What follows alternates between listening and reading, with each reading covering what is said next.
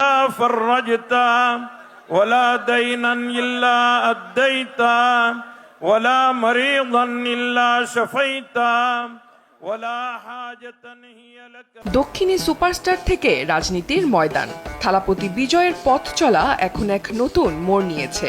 অভিনয়ের গ্ল্যামার ছেড়ে এবার তামিলনাড়ুর রাজনীতিতে শক্ত অবস্থান তৈরি করতে দৃঢ়প্রতিজ্ঞ বিজয়। এরই অংশ হিসেবে সম্প্রতি ভারতের তামিলনাড়ুর মুসলমানদের প্রতি সংহতি প্রকাশ করতে চেন্নাইয়ে আয়োজন করেছিলেন এক বিশাল ইফতার পার্টির। ৭ মার্চ চেন্নাইয়ের রোয়াপোট্টা এলাকার YMCA মাঠে বিজয়ের রাজনৈতিক দল তামিঝাগা ভেট্রি কাজাগামের উদ্যোগে আয়োজন করা হয় এই ইফতার মাহফিলের। মুসলিম সম্প্রদায়ের প্রতি সংহতি জানিয়ে নিজেও সারাদিন রোজা রাখেন বিজয়, এমনকি নামাজেও অংশ নেন। আয়োজনে উপস্থিত ছিলেন স্থানীয় 15টি মসজিদের ইমাম সহ প্রায় 3000 মানুষ। সাদা কুর্তা ও মাথায় টুপি পরা বিজয়ের সেই মুহূর্তের ভিডিও ছড়িয়ে পড়তেই ভাইরাল হয়ে যায় সোশ্যাল মিডিয়ায়।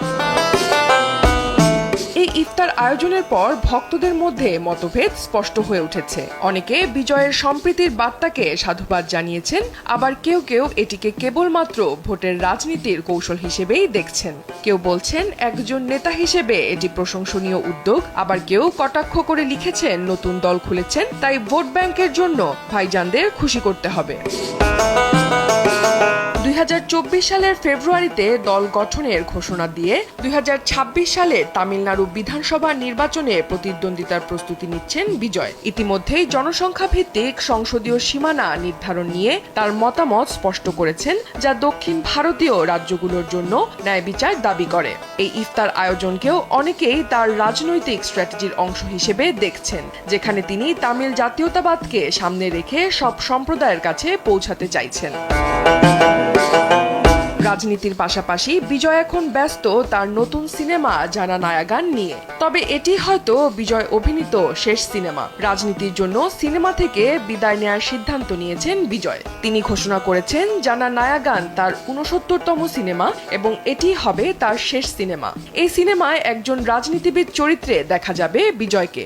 রাজনীতি নির্ভর এই সিনেমায় কাজ করতে গিয়ে বিজয়ের মনে হয়েছে মানুষের জন্য কিছু করার জন্যই তার অভিনয় জীবন শেষ করা উচিত। এই ভাবনা থেকেই সিনেমা ছাড়ার সিদ্ধান্ত নিয়েছেন বিজয়।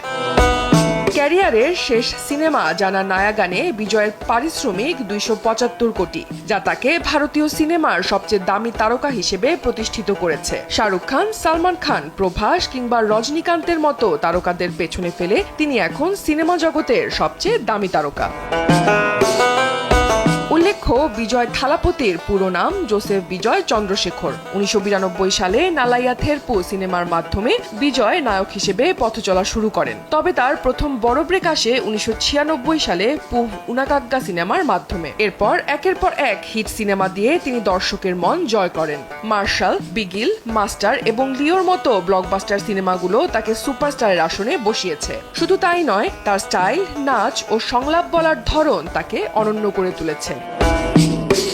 অনন্যা দাস, দেশ টিভি।